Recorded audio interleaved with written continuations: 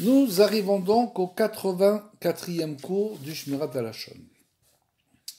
Un rave peut parfois autoriser qu'on propose un shidur tout en gardant provisoirement pour soi des renseignements susceptibles d'empêcher qu'il ne le se fasse.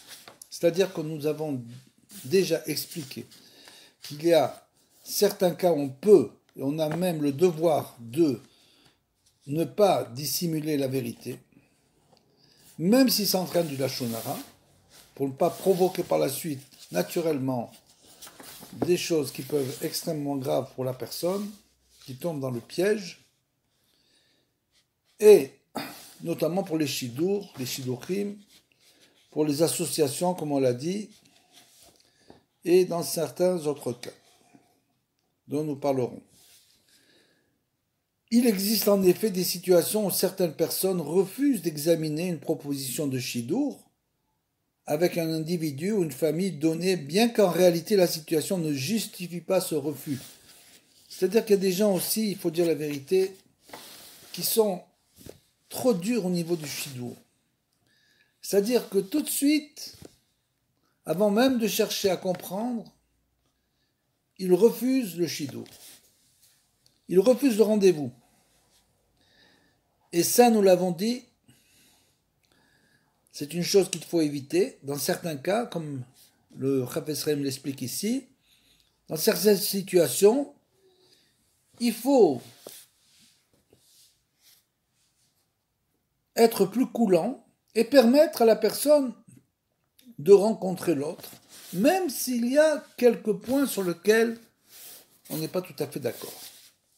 Dans ce cas, un rav peut autoriser une première rencontre, ou parfois même une série de rencontres, sans que les renseignements en question ne soient mentionnés, de façon à ce que, lorsqu'on les révèle, le candidat au mariage puisse être jugé en toute équité. On ne va pas le rendre pas saoul, impropre tout de suite. On va dire, il y a un problème, la rencontre se fait, même plusieurs fois, et finalement on se rend compte que la chose qu'on voulait lui incriminer n'est pas véritablement authentique. Il est cependant défendu d'attendre l'apparition des sentiments positifs à propos du shidur pour révéler ces enseignements. L'intéressé qui, à ce moment, n'a plus la possibilité de prendre une décision objective, aurait été victime de malhonnêteté et de manipulation, c'est-à-dire qu'il faut, dès le début, après la rencontre, en parler. Inutile de dire que ce n'est pas dû au chadran, enfin au marieur, de prendre de telles décisions, et encore moins aux familles des intéressés. Seule une autorité de Torah compétente est habilitée à le faire, bien sûr. David dit « Cherchez la paix et poursuivez-la ». Bien sûr, c'était l'hymne 34-15. Nos sages commentent « Cherchez la paix pour ceux que vous aimez, poursuivez-la pour vos ennemis. Cherchez la paix dans votre ville et poursuivez-la ailleurs.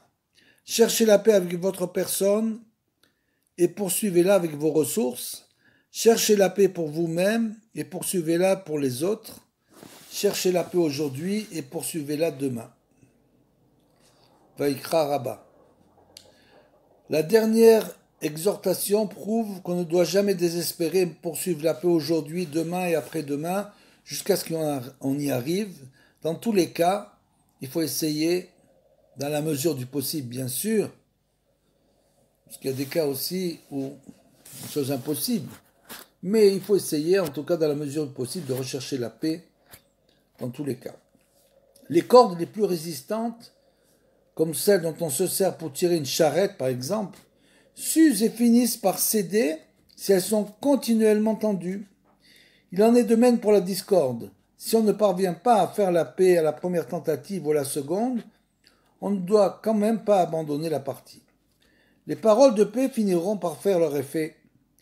Si on n'a pas du tout d'influence sur les querelleurs eux-mêmes, parce que leur soif de triomphe les empêche de voir la vérité, on en aura peut-être sur ceux qui ont entraîné à leur suite, qu'ils ont entraîné à leur suite.